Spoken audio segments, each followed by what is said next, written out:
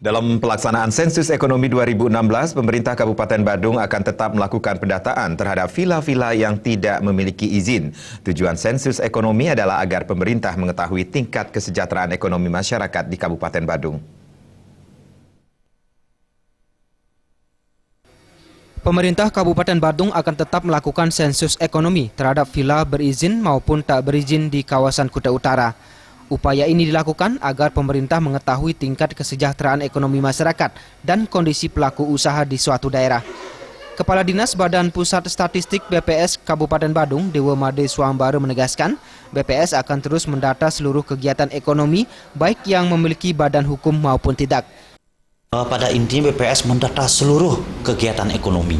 Seluruh kegiatan ekonomi akan datangi, baik punya izin maupun tidak. Karena secara umum dia tentu akan mempengaruhi perekonomian. Nah, tentunya isiannya nanti yang akan menentukan bervariasi.